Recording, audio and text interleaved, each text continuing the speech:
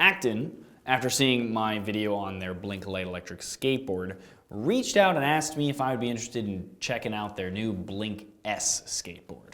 To which I, of course, replied, duh.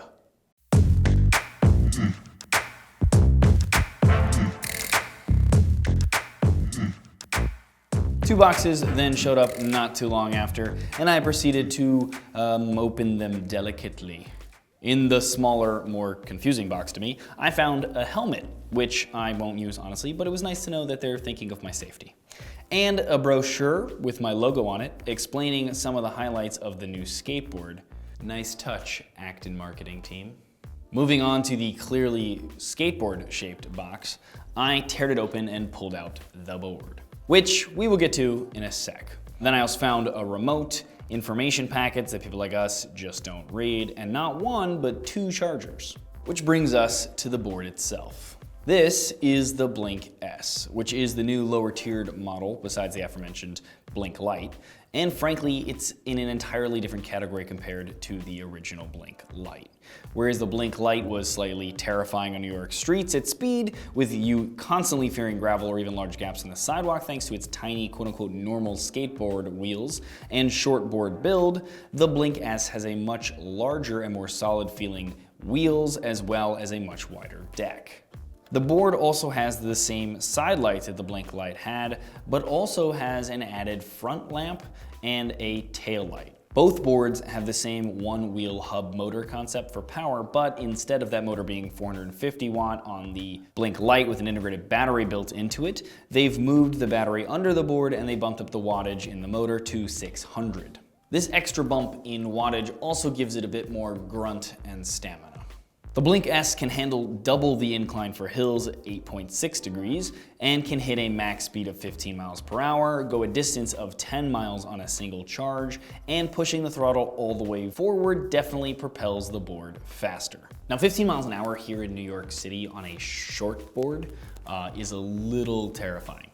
Slightly less so thanks again to those bigger wheels, but because of the amount of people, the cars, the potholes, just everything, there's something about it that just doesn't quite feel right to me. Also, I had to tighten the trucks on the Blink S. When it first arrived, it had very loose ones, which is great when you're going at slow speeds, but as soon as you start getting to the higher end of that speed capabilities of the thing, it starts to get a little unnerving. Now the board is controlled via a small, simple remote. You can push forward on it to go forward and back to brake. And it has some serious brakes, actually. They almost take like a mental preparation before you use them to make sure you don't just kind of jump off, but that's probably a good thing. You can also slide a switch on the side to change the direction of the remote, even though jumping off and turning the board might be a bit quicker, but that's fine. Acton also has an app for iOS and Android that allows you to control a few other aspects of the board and see more data. Probably the biggest one of which is the ability to change the riding mode. So you can choose from beginner, normal, and pro, and the board's throttle and brake will then respond sharper or slower to help you be able to react to it easier. Now, I personally preferred pro mode over beginner just because I didn't want as much of that delay when I was trying to just go forward, but you might feel differently. You can also check your speed, which I don't ever recommend doing while riding. Trust me, I tried it.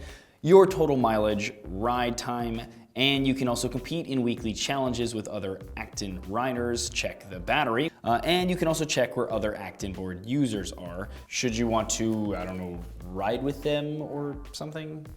Now the Blink Light was originally $400 when it came out, but you can actually grab one now for about $300, making it still one of the least expensive electric skateboards you can buy.